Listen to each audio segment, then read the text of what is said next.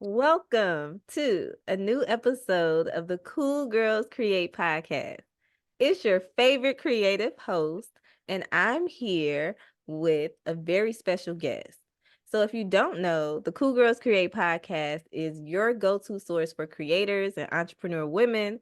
We have self reflecting conversations and just a good overall time. So, are y'all ready to meet my special guest today? I know. Welcome, Tegan Mingo. Welcome, girl. Hey. Hey, I'm glad to be on here. I was actually looking really forward to this. Yay, me too. So, Tegan is a television news film producer, right? So, we're going to get into all the things about news production, but also how to pitch yourself to the media from a producer's perspective. So, I'm excited about that. Before we get into all this conversation, I like to start with an icebreaker. Are you ready? Okay, yeah, I'm a little nervous, but yeah.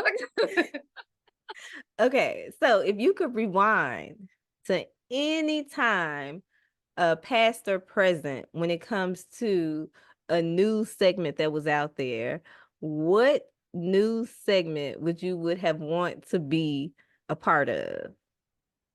Oh, geez, Louise. Okay. I have to say the freak. Ooh, any like weather coverage, I would say. I'm trying to remember exactly which ones. Like when we had the really bad storm, what was it, like the 2020 like tornadoes or something like Oh, that? yes, in Nashville. Um, Hmm. Um, but like I started in 2021, but I was like, dang, I wish I started a year earlier because seeing that coverage was amazing due to the fact I feel like it would have gave me a beautiful opportunity to not like just produce inside a building, but to go out and do film coverage to get a different angle to tell reporters what to do and just like seeing other things from a different lens because sometimes they're just like trying to get out like I'm describing, but this like the third like I would want to be a part of that just because of being able to kind of get a little twist on different things, other things that the viewer wants to see, because I'm technically viewing the finished product. So a lot of times, they like the people who are in front of the camera are thinking they're in the action, like this is what people want to see. But like there just needs to be another element to it. And just because I want to say like I was out there, I don't be in front of the TV. Like I want to be in front of TV now. But like to be like, okay, I need you to 3, 2, 1, like let's go. Let's go. Like I need you to get low, pick up, like just like anything like that. And then we just had a really bad tornado recently. Yeah, we did. Um, It was horrible. Okay, pause. Pause. Let me pause it. All right.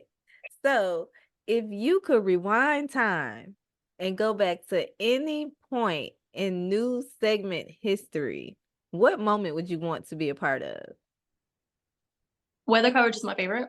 So December 2023 tornadoes recently that hit in middle Tennessee or just in Tennessee in general.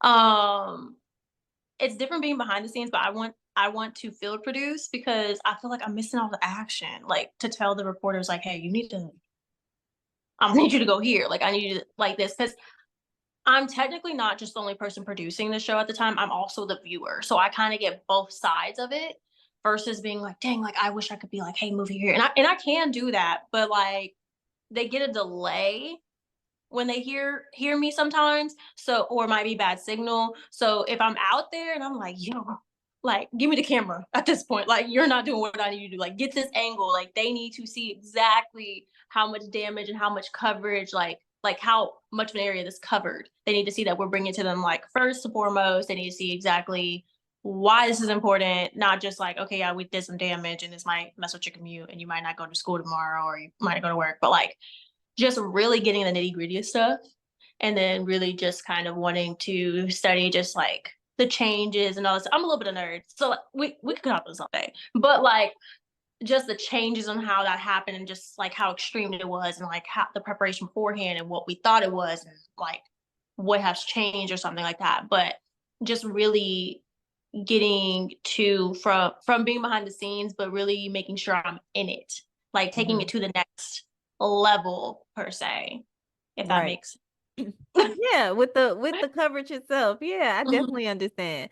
So you were discussing a little bit about news producing, and I definitely want to dive into that in general because I'm so curious and excited to talk to a producer, right?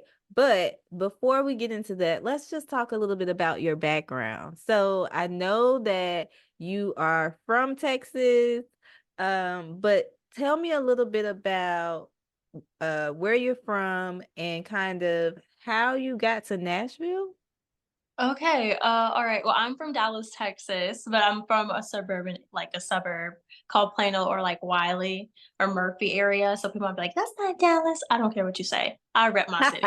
So like I was born in Dallas Hospital. My family's in Dallas. I go everywhere. I'm gonna rep it. So but I grew up in an area called Murphy and then went to a school called Wiley High School. I was a street over from going to Plano East, which is really this like big high school, whatever. So just grew up dancing, just really connecting with my community and all those things. And then senior year, senior to junior year, I was doing graphic design. I thought I was going to be a graphic designer, just letting my creativity flow, just working for my school district, just like, oh my God, I love this. Like, this is seeing my art in a digital sense. And then I was also like speaking at games when I wasn't dancing on the field. I was doing announcements, I was doing all these things, and I was like, okay, like cool, like where am I gonna go to college? Like, and my mom was just like, "Well, you talk a lot," and I was like, "Do."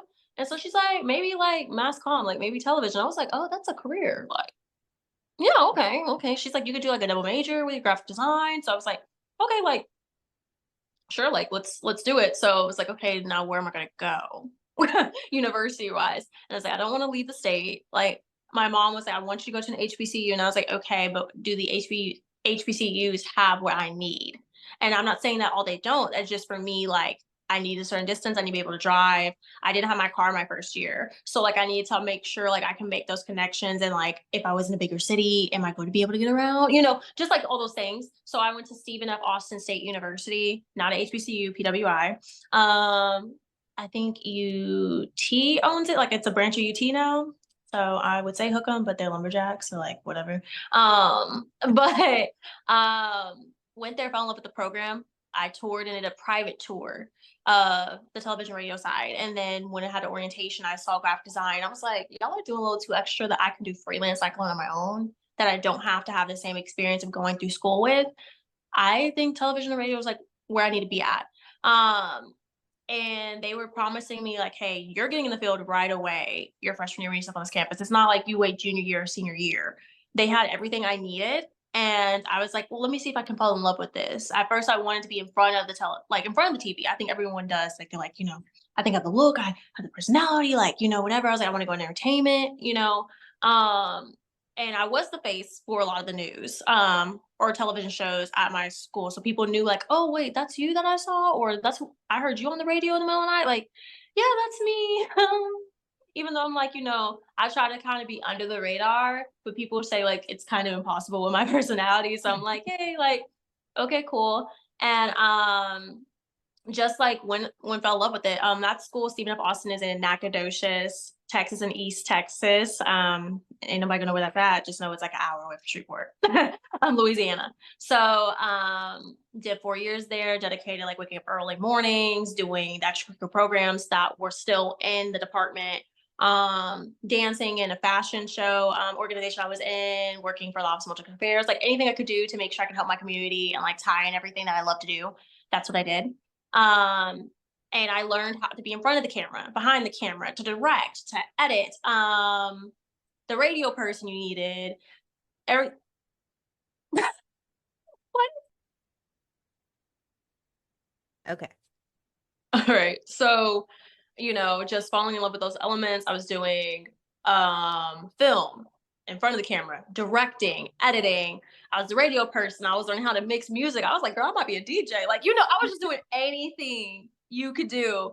They really taught me that. They even taught me PR, marketing, social media. I basically did what they call it as a super major instead of a double major, which means I focused on everything in my department. So I was studying social media, I was studying marketing, like everything, just in case, because I didn't know. Like, what if I want to go in a different avenue? Like media is such a vast space. So I was just kind of like, okay, cool, and then the pandemic happened. And I was like, am I gonna have a job? What's up? I'm about to graduate. My last semester was taken for me. I graduated in May 2020. And I crossed the semester before. I'm an AKA. Or that's Alpha Kappa Alpha, if anyone doesn't know, first finest. Okay, But okay. You better but rap, girl. I basically, crossed and all those things, and I was just kind of like, okay, what's next? I'm always a planner. I'm kind of type A, not fully, but I was just like, all right, cool. And my professor, who was also my grad advisor, hit me up probably in April and was like, hey, Tegan, you're graduating, right? And I said, I hope so. Like, you just, I don't know. Like, and he was like, yeah, you're on track. Like, and I was like, okay. Rewind that back a little bit. Your voice cut out. Oh, I'm sorry. I'm sorry. Um, so He reached my out professor, to you and said, yeah, he reached out to me, and so he hit me up like, "Hey, Tina, you graduating?" I said, "What?" Like, "Yeah, I would hope so. You're my advisor." And he's like, "Yeah, you're on track." And so I was like, "Okay, cool." And he's like, "Do you want to do television, radio, right?" And I was like, "Well, that's my main focus, so I would hope so." And so he was like, I know you want to go to Dallas. Like, know you want to be back with family, but there's this opportunity in Tyler, Texas. And so I was like, okay. He's like, it's for a producer position. And I was like, what is that? And he's like, what you've been doing all 4 years. And I was like, oh, I thought I was doing something I loved. Like, and so he's like, I think that you can do that. And I was like, you really think I can do that? Like, I knew what a producer was, like, always just studying, but it's different from knowing the definitions that you study in school to actually doing the job. I didn't know how big the role was until it was taken on. So I applied at KTK, which was my first job. It was NBC slash Fox affiliate. Owned by Nexstar. So like I was like, okay, cool, like, all right. And I was waiting to get back, but they just hired somebody for that position. So like, you know what, we think you'll be good as an assistant producer. So I was like, okay, cool, whatever. I'm willing to take the experience, just see how I like this, see if I can get this going. Was in that position for 3 weeks and got promoted to having my own show. I was the Fox producer for overnight. So it was a really big job because I was like, I just started, I'm learning. Like, this is completely different from college. Like, what is happening? And I would joke and be like, you know what, I feel like I could do this show. And they're like, throw me into the fire. I'm like, no, like I was joking. Like, what are you doing? And so it was really a lot of like getting the ground running. And I was there for a year. And I just made a reel of my experience just to celebrate my first year in the industry. Didn't think anything about it, just put it on YouTube, just did my little hashtags as like my reporters and stuff were telling me. So I was like, okay, cool. And that's when news stations were hitting me up from all over the country. So I was like, whoa, relax. Like, what are you doing? I'm not leaving Texas. Like, there's no reason to leave Texas.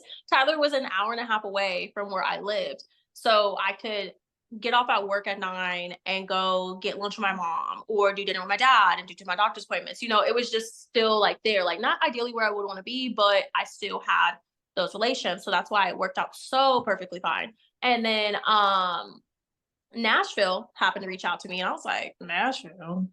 I know. I Don't be looking like that about Nashville, though. like, what? But I had like Dakota, like I had all these places. I was like, why would I go there? Like, and I felt that I need to grow for sure. So it was kind of like, okay, God, where do you want me to take? Where do you want to take me? And I told my dad, I was like, Dad, like Nashville, like reached out to me. It's one of like the number, like this is the number it is in the market, like, whatever. And he was like, oh my gosh, Tegan, I went to school there. I went to TSU. Your grandpa went to school there. Your grandma went to Fisk. Like, like that's how they met. That's their love story. And I was like, oh, well, maybe God is showing me like that. Like I had so many different transitions. Like I was growing apart from like my closest friends in high school, and I just happened to get out of a relationship. So I was like, I need a new stretch. Like I need something new. And it was like I want to advance my career while also trying to grow, just like let me see if I can find myself type situation. And so I was like, you know what? Like let me do the interview. I did a series of interviews like within a week. And they hit me up and they're like, can you move here in 3 weeks? And I was like, you know what? We're gonna make it happen. And my family and I and my dog, we packed up and we drove to Nashville from Texas, the nice little 12-hour drive, and we made it here right before Labor Day. Again, I moved here September 1st What and year? start of 2021. Okay. Yeah, and then I started my job on September 7th of that Okay. year. So like literally, and I was hired as the weekend producer for the morning. So still the overnight shift, something I was used to. And then a few like we were trying to figure out what I was doing during the day. So I would kind of do like the midday show, which is like the 11 to 12. 11 a.m. to 12 p.m. And then the guy who trained me, he happened to be leaving. So they needed a producer for the morning show during the week. So I would also do the mornings during the week. So still overnight shift, just a little switcherooty. And I didn't realize like how much growth I needed to do to catch up because it was a big jump. Like Tyler, Texas is market 110, and like at the time it was market 110, and I believe at the time the station that I'm at currently now, I work for WSB4. I believe it was like 26. And so like that was a huge jump in the news industry to make and with a year of experience. But I had people teaching me and like, hey, like, you know, this is like, something that you're like, you already have the experience. So Well, yeah. I do have a question. So when With you that, say, 110 to 26, are you talking about like their position in the market as far as yeah, the experience you have to have, the quality of the work, going from maybe like small town to like bigger news? yes. So last time I checked, there's 210 markets. So Tyler, Texas was a good place to start in the industry, like a good starter station. They would usually get, schools would feed into it. Like, it's kind of like, a non like signed contract. We look for you, like, whatever. And so it's kind of like, you do your dues there, but I wasn't under contract. So that gave me the freedom of like if I was staying there, I stayed there because I felt like my growth needed to be there and I can leave whenever I want to. As I said originally, I wasn't planning to leave Texas, but I just prayed about it. And I was like, maybe this is what I need. Maybe I need to experience some other things. I didn't travel as a kid as much. So maybe it's going to be a different worldview to make me appreciate where I'm from, but appreciate other people. And then Nashville hitting me up, I was like, what are they seeing in me from going from a 110 market of a year of experience? Like, what did I produce and put out here that they're like, yeah, this girl needs to be on our team. And so, as I said, I was green. I was so green, and that's fine. Like that's just what it takes when you're learning your career.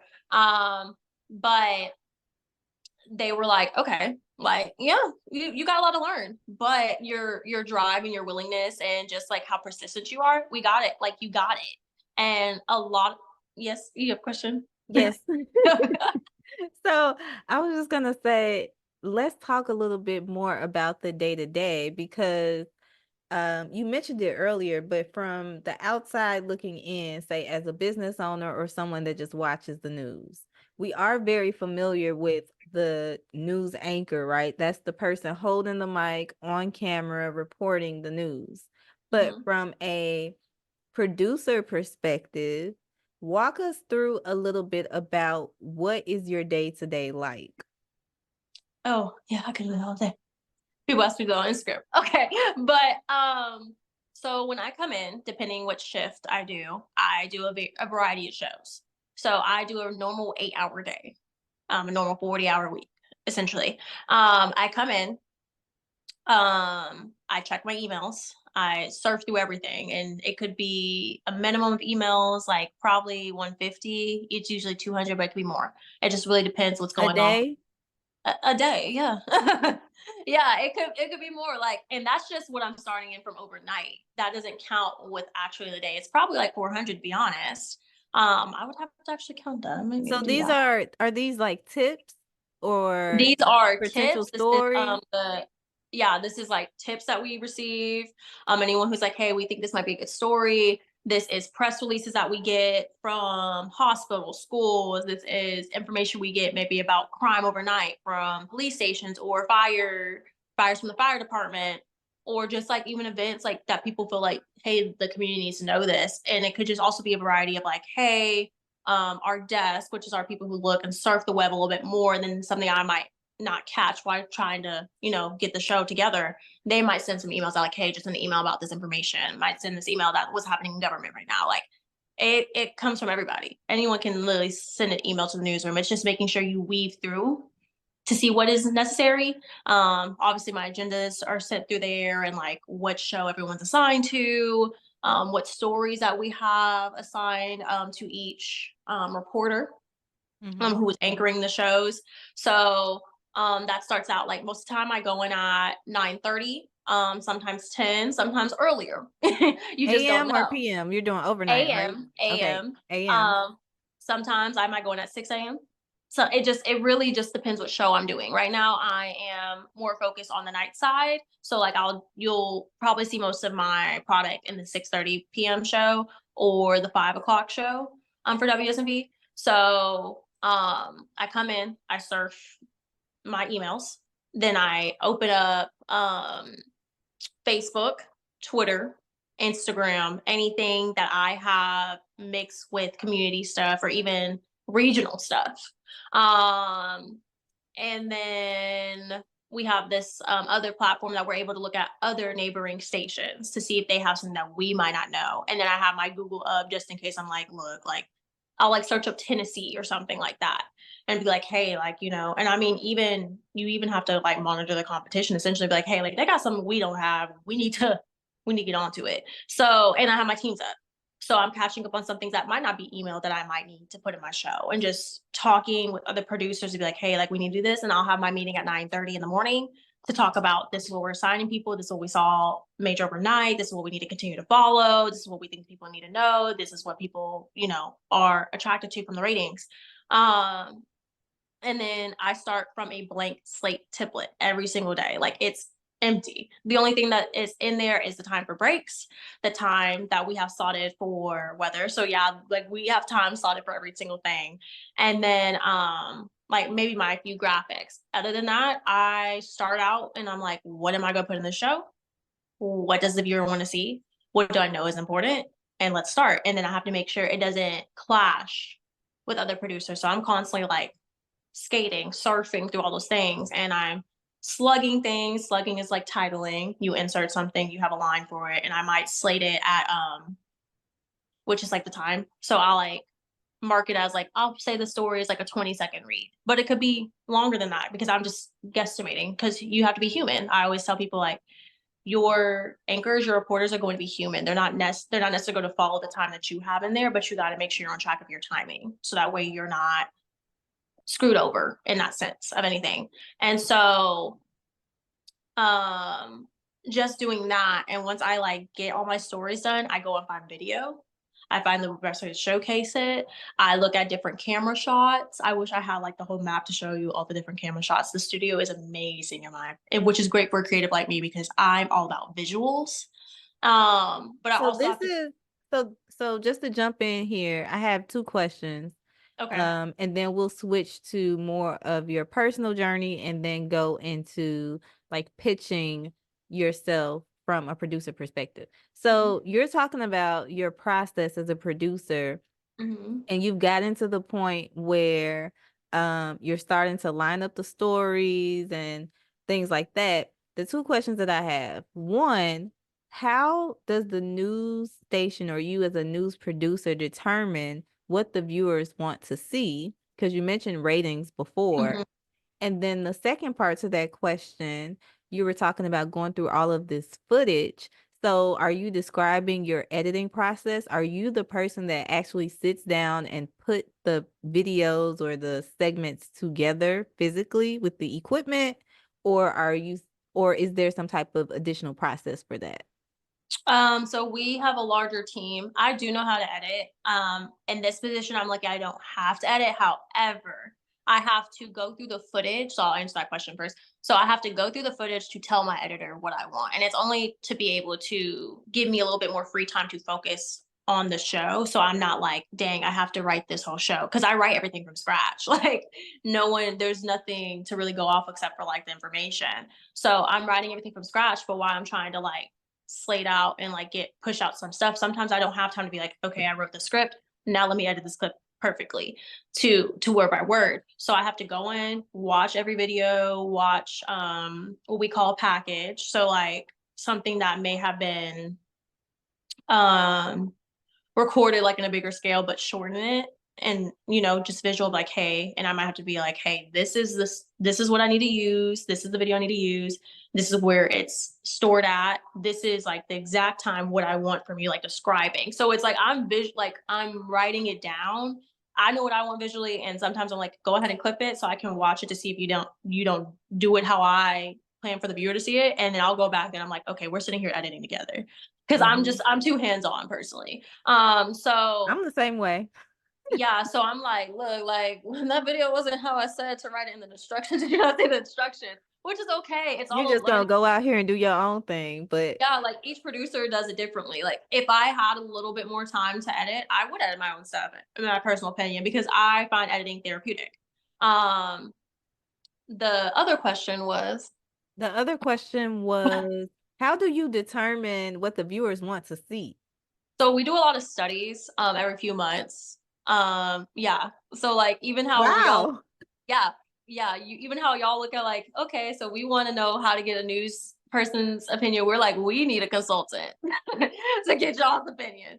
And a lot of times we like, and I know it's interesting because a lot of people are like, oh my God, there's so crime, it's so doom and gloom. And like people tell you they want to break from that. But the ratings show that everybody wants to know all that. That's why you keep seeing that on the news. So And they're so watching. We're watching. yeah, like y'all are that's what y'all are watching. That's what skyrockets. Like we could post one story of someone covering like for example, the child who's missing right now, who's been missing for a series of weeks, and we've been following that up.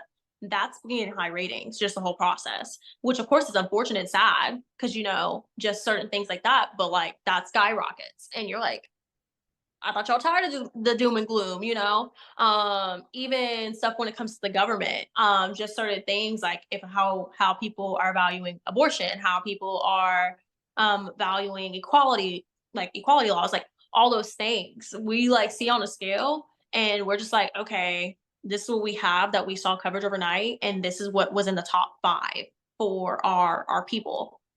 We got to push that because that's what they want. But we still need to give them everything else. We just might not have a reporter on it. I might, write a story on it, what we call a pacer. I might do like a 20-second snippet, or I might expand it more if we had an interview from an actual person, because we want y'all's voices to be heard, essentially. So we want to make sure we have someone representing y'all and all faces. So yeah, so we do a series of studies every single few months, and we continue to look, and we even see how people do on the web because everything is becoming digital now too. So we are accessible not on TV only, but on your phone.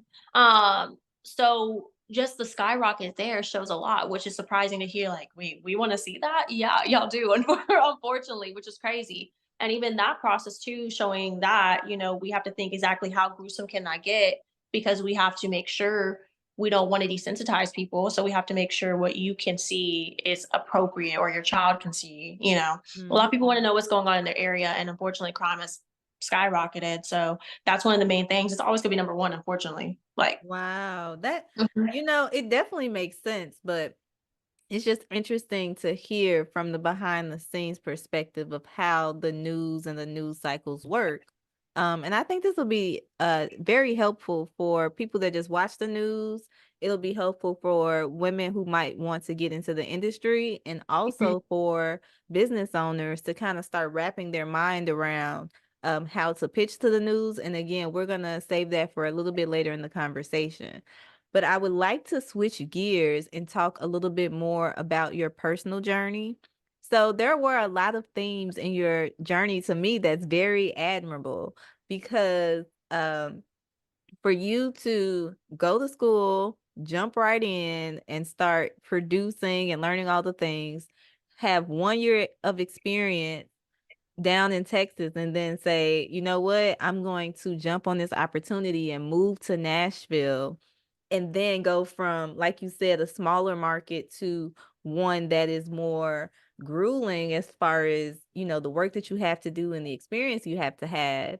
So I would like to know a little bit more about some of the challenges and setbacks and things that you've had to face when it comes to being a news producer. And how do you balance all of this as a young Black woman who has, to me, it's a sense of responsibility. in a way? Yeah, I'm gonna blame older child syndrome. Oh, me too, girl. You the I'm oldest. the oldest daughter. Oh my gosh. So I'm the I oldest already for my know. yeah, I'm the oldest for my mom. So definitely a lot of pressure on that. I think which was funny because my best friend, one of my best friends is a psychiatrist, and she was saying like the statistics on how like likely you will run into somebody who is in media, is a news producer. She's like, it's very low. And she's like, I don't even know how y'all know each other. I was like, LinkedIn. Like everything about this industry is about connections and the lasting impressions you make. Because you never know who you're gonna run into. And like I'm great to make such a good impression or just to make a lasting impression that I didn't even know it was good. I just thought it was just being a student. Um, to where someone saw something in me that I was yet to see in myself. And it was all about taking risk, really. I struggle a lot to take risk with myself, especially as a Black woman, young. Like I started straight out of college. Like that's very young. I was what, like, well, like you graduate like at what, 22, 23. So like I was very young, and then to make a jump a year in and still be in my early 20s, I'm like, am I sure about this? Like, am I right for this? And I was just like, well, God, like my faith is what I lean on the most. It like see something. I have people who support me in my corner who are seeing something I'm not seeing yet. Like my bosses are saying something, like clear it's a risk to take. And just when I tell people my age, they're like, what? And you work where? And I'm like, yeah. And it doesn't help that I look super young. Like it Mhm. doesn't help. Like I'm always gonna look like I'm in high school or like my early, college days. But it was really the challenge of I might be young. Um there might be so many odds against me as a woman, as a Black woman on top of that, but I can do this. Like, this opportunity wasn't granted to me just because it's like, we just need people. Like, I don't believe I don't believe in quantity over quality. And I was like, no, I want to be the person that you're like, this is a quality person. So I took the initiative anytime there was the spare opportunity to take overtime, to learn, to ask the questions, because I'm not a person who asks. Again, older child syndrome. Like I feel like I learn and I'll stick it out. But I was asking like, hey, like how can I do this? How can I learn this? What can I do? What can I improve? Because I came here super green. I didn't there was a lot that I thought I may have known that I felt like from my first job, but I really didn't. And Isn't that interesting? Like, mhm, it's the difference between knowing and doing and, like, putting into practice. So for mhm. you as a creative, what were some of the things that you had to reconcile? I had to like make sure for myself because I didn't have such a creative space to learn in it, like a smaller market. Um, it's true like each station is different, or just each job is different. Some resources are just different. I didn't have such a vast space. I didn't have a lot of opportunities to even be critiqued on my work. Um, and so that was learning to like not be hard on myself on the criticism because that's what I was asking for. Like I need to know because no one was teaching me that off bat. Like I was told I was doing good in that position. And I was doing good for that market at the time. I was like, they saw something in me to promote me in 3 weeks. Like where I was like, girl, I'm not ready. Like, why are we doing this? But the job itself, and I know some jobs like this, I don't want to say it's just news, but it's really like sink or swim. That's I, life. like that's life for sure. And there is like, if you don't know how to adapt, I had to learn to be adaptable like quickly. There was no, I need to panic. I don't know how I'm gonna do it. Like, if I was gonna panic, it was after I got it done. Right. At Because night, I'm you like, like, "Woo." how did I do that? And my first, it wasn't even, I wouldn't even say my first year here, like my first 6 months, there was so much craziness happening. And I was like, oh, I just thought I was chilling. Like, what do you mean I have to go wall to wall? What is that? Like, I never had the opportunity. What is like having to do this live shot? Like, what is this? Like, what is all these things? Things that like I knew and I studied, but I wasn't in it. I wasn't in the thick of it. And a lot of things was like, you're in the thick of it. But I have people like, baby, it's gonna sink or swim, but I'll help you pedal. Like I'm gonna, and that was good to have until where it was like, I think you got it. And I'm like, do I? Do I have it? Where's the floaties? Not the But floaties. yeah, the floaties, because like you hear the squeak, like what? Like, um, it was really learning that one person's good is different from someone else's good. Like, and knowing that I had to be adaptable to that because I was like, I was told I was good, but then here, like, it might be like, you're okay. And I'm like, Mhm, well, I don't want to be okay. I want to be good. I want to be more than good. I want to be great. So how mhm. do I get there? Right. And when you're working with so many different people, the higher you go up from different places, they have so much different knowledge too. So I was in a room where it wasn't just talking um to like my executive producers, who are the people over me who look at my stuff and help me like give me the one on like, hey, like maybe you need to stack it like this. Maybe you should put this in your show, because those people have more experience than me. Like they were like, I'll take you under my wing and okay. And then even talking to my anchors, because in that environment, a lot of times people feel like, okay, it's just the one position. You don't have that freedom. But me sitting in the middle of the newsroom, which I literally sit right in the middle, I have the room to walk and be like, hey, can you look at this show? Can you tell me how to write this script? Can you give me some pointers? How would you showcase it? I need different pair of eyes because sometimes my eyes might be a little rusty. And that's okay. I didn't have, as I said, it was a smaller market and there was nothing wrong with it. I appreciate it. It got me where I'm at now. But I didn't have all these resources I have now. And knowing to be able to like actually utilize it, because I know people like, I have the resources, but I'm only using a quarter of it. No, use all of it. Mhm, All of it. As I said, I'm like, I make sure I know everybody. I don't care where you're at in the building, whether you're upstairs selling the slots, whether you are editing, whether you're out in the field reporting direct. Like I don't care. I'm asking to learn whatever because it helps me to see how to make your job easier and how it flows cohesively. Because I'm not doing those positions anymore. Like I haven't done all those positions every single day like I did in college. So I'll be like, hey, can you send me how you do the directing stuff? Teach me a little bit, the little one too, so I'm able to understand better. Um, I'll go into master control, like how do we do this so I know how what y'all are seeing? Like help me mhm. time, help me do back math. How are you editing this? What made you think that I should edit it this way? Like let me know so I can see that. Um, it was a lot, and it was a challenge to be able to work with different people's flows. Like, your flow is not the right way. And a lot of people get consumed in that, but this is a job that is definitely like an adrenaline rush and definitely, like, pushes you, and the anxiety of it all is a lot too. But you have to be able to adapt because it's not gonna be perfect. There's been so many times I Yeah. had the perfect show. Like, after I finished writing, showcasing, and I was like, "Oh, we're done." It's gonna go on air and it's like everything just got blown up because breaking news. I'm like, are you serious? Like, oh, Yeah. what I did 8 hours of this for 2 seconds of this, and like, and so but it's like knowing how to navigate and make those things look good because like stuff happens and like your director's like, hey, what are we doing? And I'm like, we're doing this. Like you have to be confident. Their job taught me to be confident in myself. I couldn't shy away anymore. It was like really like, babes, you're not hiding. Like you think you're hiding because you're behind the scenes, but you're up front and center. You're literally, as I always tell people, I'm the boss lady behind the scenes. Yeah. I'm the one who tells people like this is what's gonna be in the show. Unless you see something else, you have another opinion or you want to do it, like, This is no, what we're doing. this is what we're Okay. doing. So, it's interesting that this is your journey and perspective because I can relate to this. I am not in the news industry and I've transitioned from corporate America working as a financial analyst to being a full-time entrepreneur. But there are so many things that you said that is directly parallel to my experience as an entrepreneur.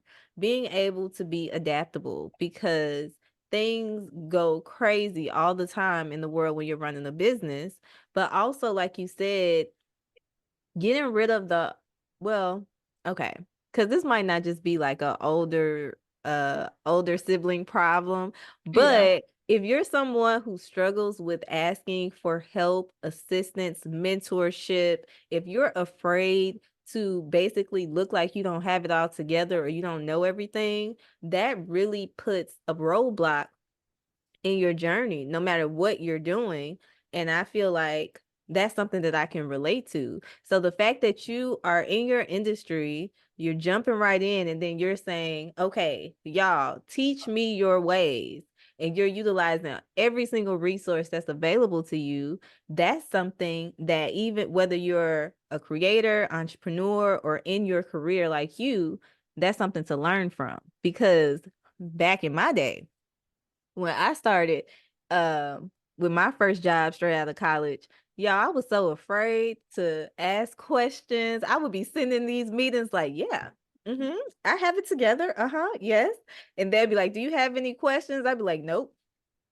And then and then now we're into the project and I'm stressed out with anxiety because I don't really know what I'm doing and I'm too afraid to let people know that because of all of the pressure that I'm putting on myself. So if you don't take anything out of what Tegan's experience is or what she's saying, I think the one thing that you should focus on is the fact that the sooner you are comfortable with embracing, wisdom from other people, that's gonna be the fast track for you. I love to learn. So like that's just one of those things. I mean, I'm not gonna lie, I still waver sometimes. Like they'll be like, you got questions? I'm like, no. And then like 15 minutes, I'm like, actually, You know what? I I do. do have this question. Oh. And like my boss would be like, Tegan, like ask for help. And I'm like, I thought I had it 15 Don't minutes ago. So it's still a learning process. There's nothing wrong with it. But yeah, I think it's learning to be vulnerable. Like your vulnerability is your strength. Like knowing that you're like, I need help. I know people feel so weak with it, but that's not weakness at all. It's you're taking the courage to do it. You're very brave for doing it. And that's just something I remind myself every single day when it comes to working. So like, I love that. I love that.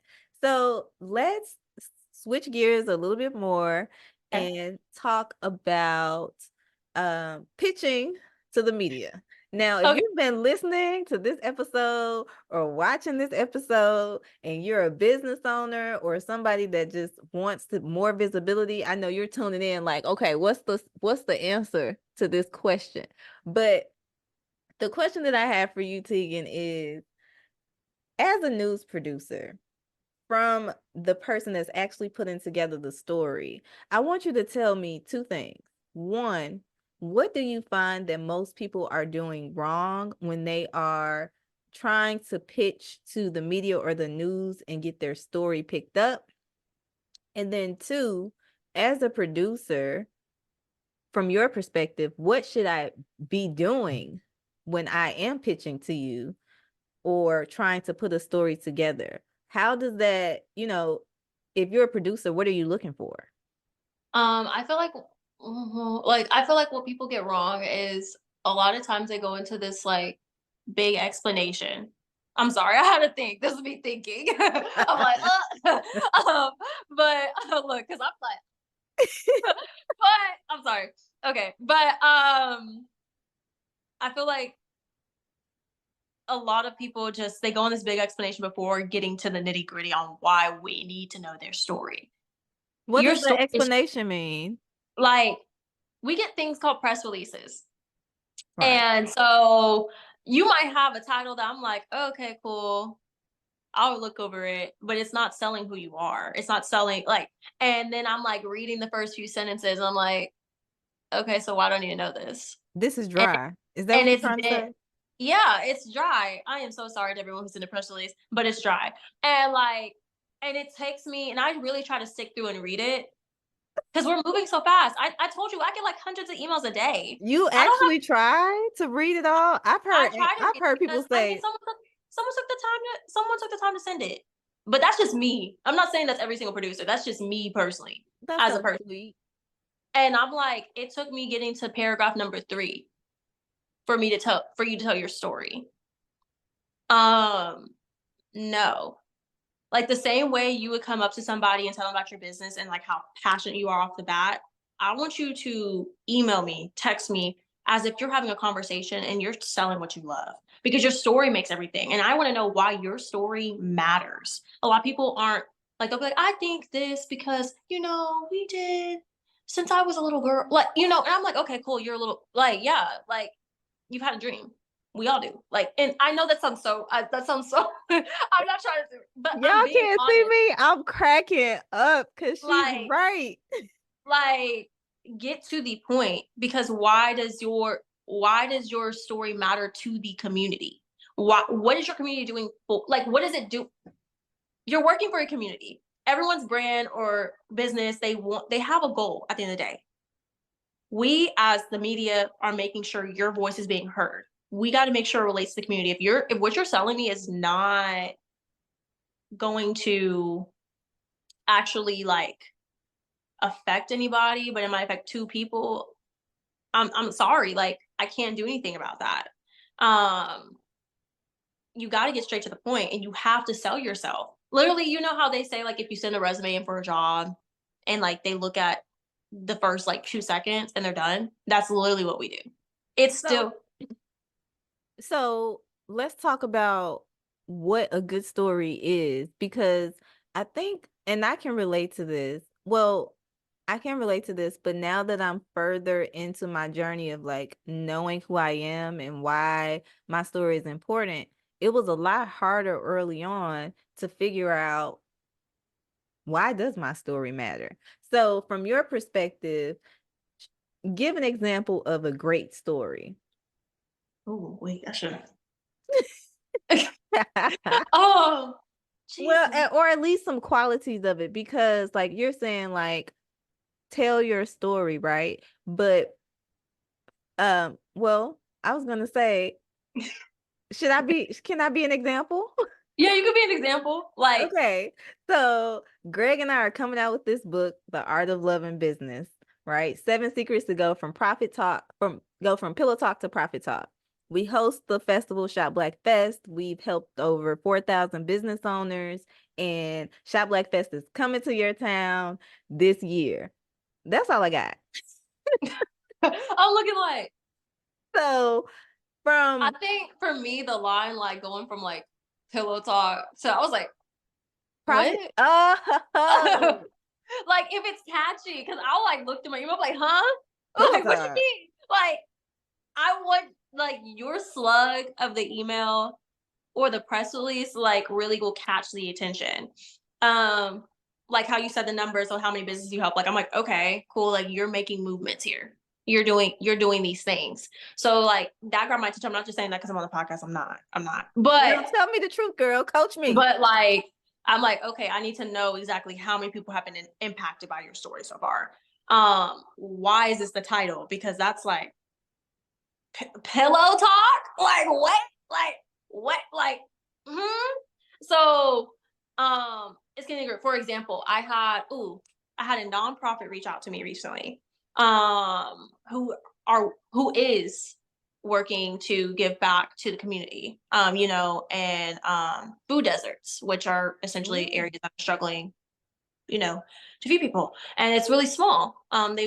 They're just, a regular grocery experience. You come in, you get everything that you need probably for free. They give you a receipt to essentially, tell you, no one better tell my story because this could be a story. But like, the receipt to like kind of help, motivate family, like, this is what you got for free, this is how much it would have cost in the grocery store.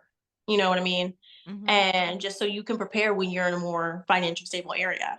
But where that's lacking at is, I'm like, okay, what are you basing off of?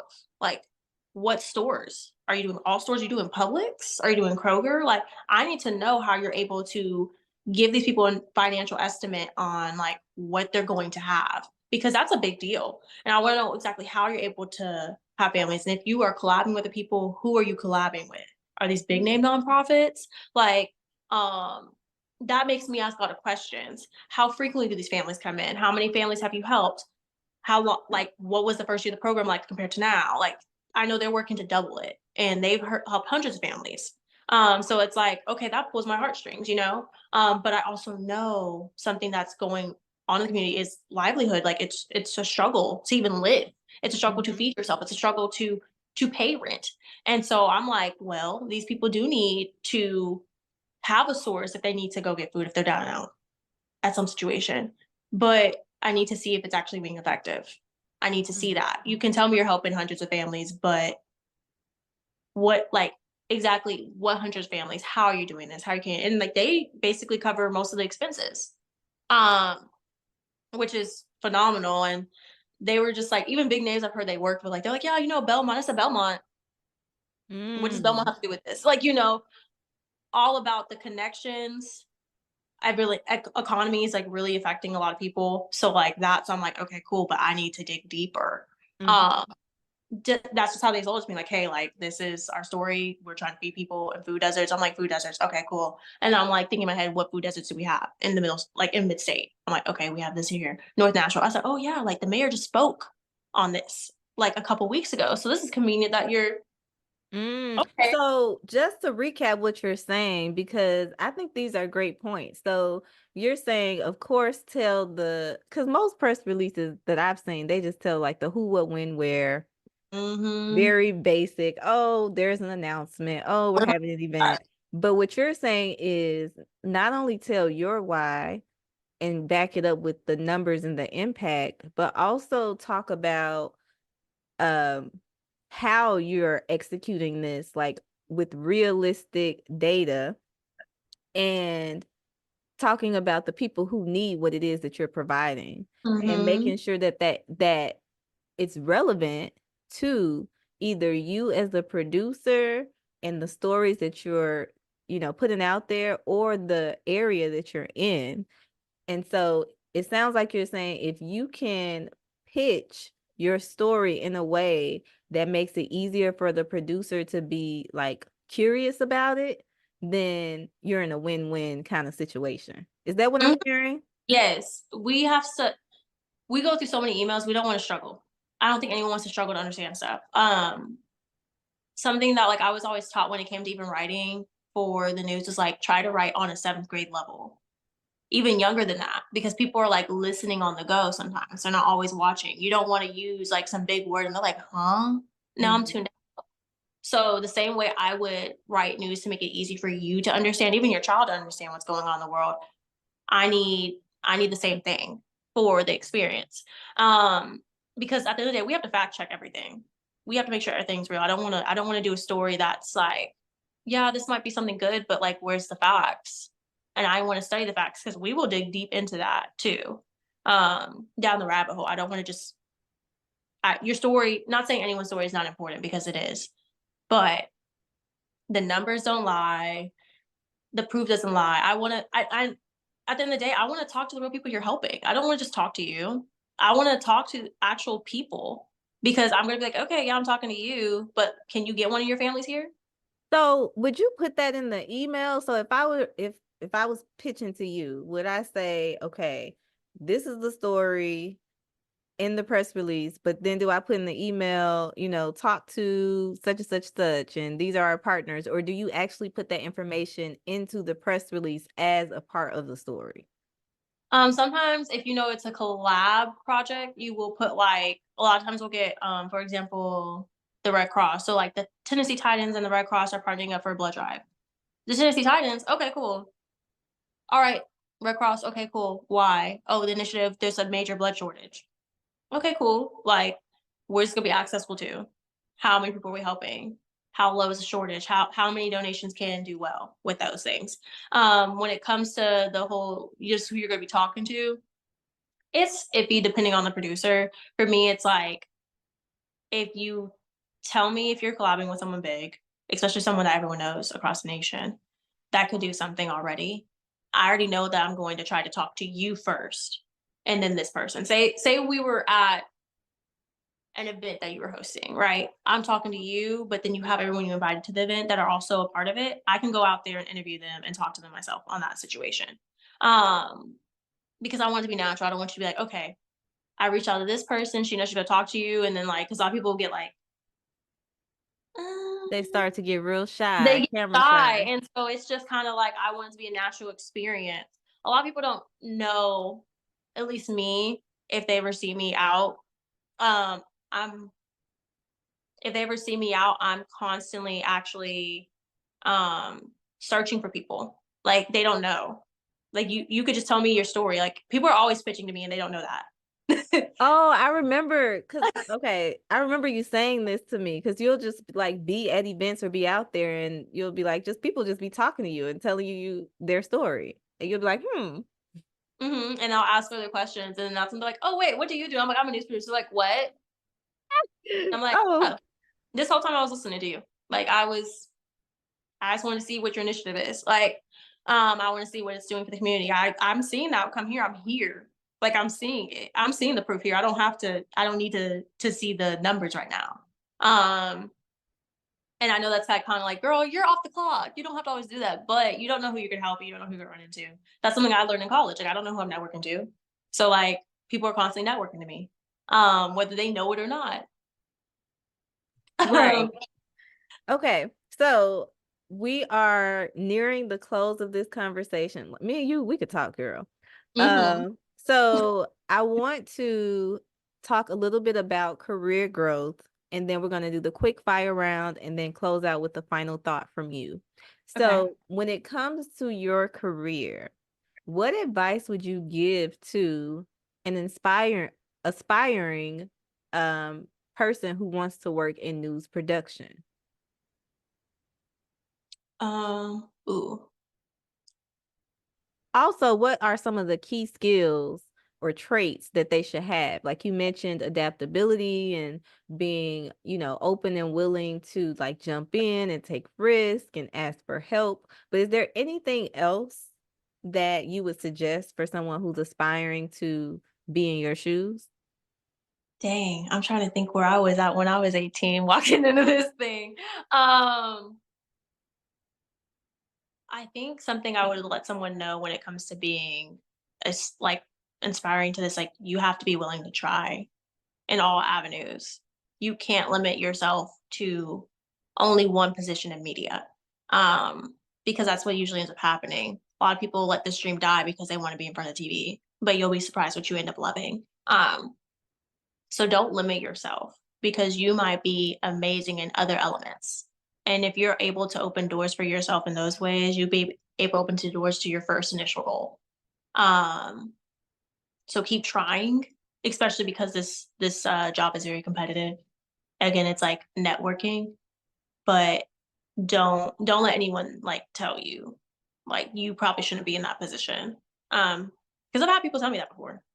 And so Wait, you've had people tell you that you shouldn't be in the position that you're in? just because of the growth. Like, like as I said, I was green. Um, a lot of people don't always understand whether it's in college, whether it's in real life. Um, I you might be like, "What you mean? I'm not?" Because clearly someone saw something in me, but then you don't fight yourself in that way. You show them where your work ethic is at. Um, I know that's right. and so that's where I do. I'm like, okay, cool. Like, I got you. Look at this newscast. Like, Yeah. look what I'm doing. So don't let anyone tell you like, oh, you want to go to Dallas, which is like a number 5. That's a high market. You can't go to Dallas out of college.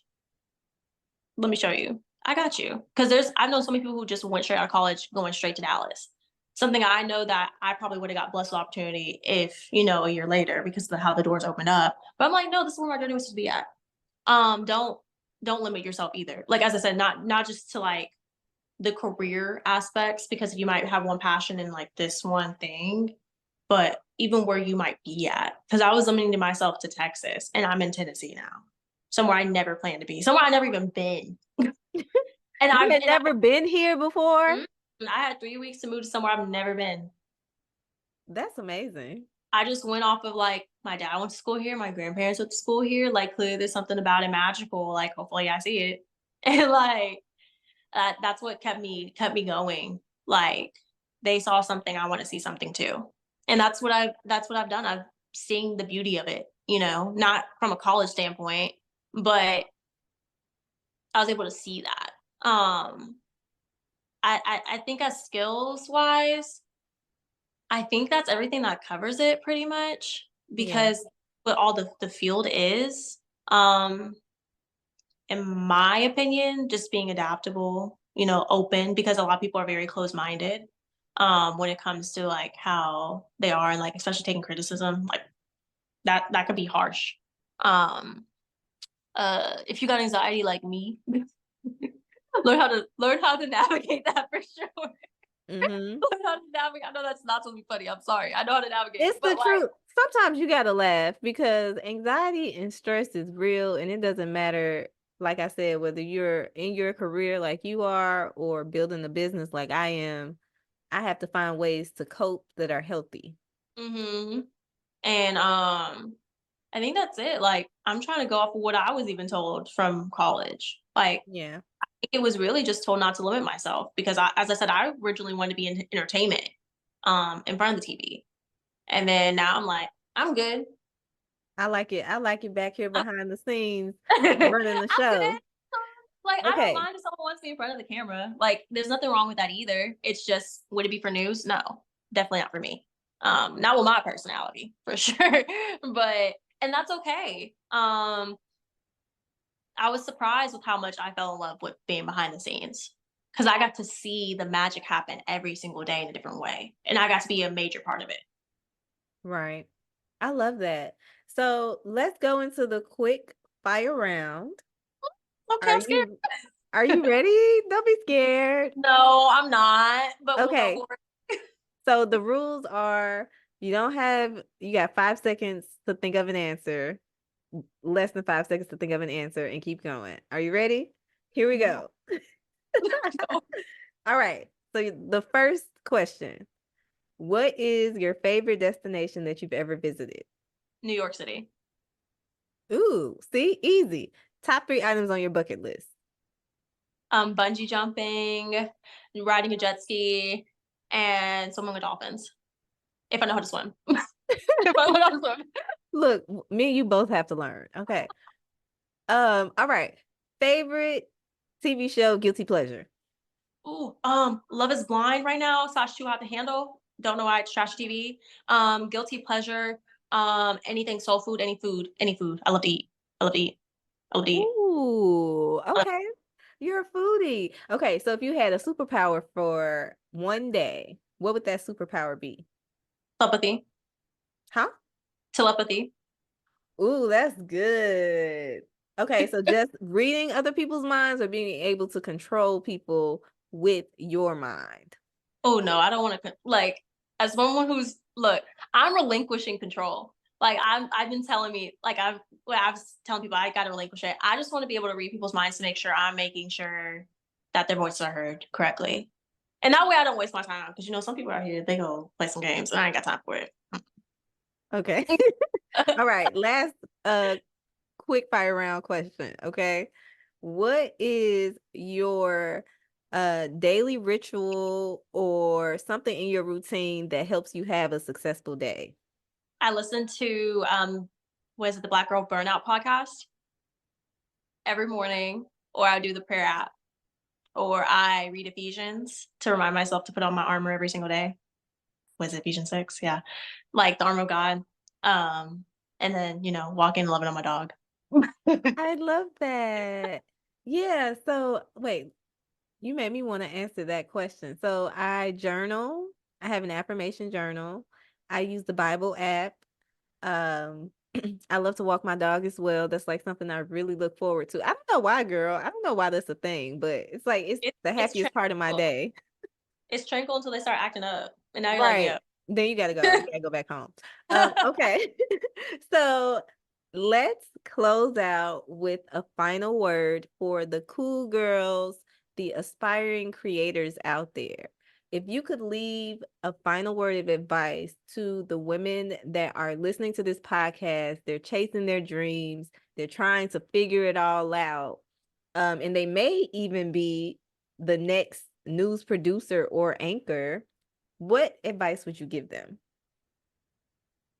Ooh, I just had this talking therapy today. Don't count yourself out. Take the risk regardless of what it may look like. Because you never know what doors will open. Your name's already in rooms that you don't even know. So if you feel that door's there, go ahead and open it. You'll be surprised. I love that. It really reminds me of that saying that your gifts will make room for you. Mhm. Yeah, and so even with you listening to your story, you just went for things that you were passionate about and you ended up in a career that you enjoy. And so I think that that's great advice because, again, whether you are in one place or another as far as your career, it's so, so, so, so important to take risks, go for it, and don't give yourself a glass ceiling. So Mhm. Snaps for that. Poetry night right here. I know that's right. Oh, get the snap. Look. Okay, so this has been a great conversation, Tegan. Feel free to come back at any time. I love kikiing with my fellow creators. Um, thank you all for tuning in for this episode of the Cool Girls Create podcast. Your favorite host, Taniesha Westbrook, and Tegan signing out. Bye.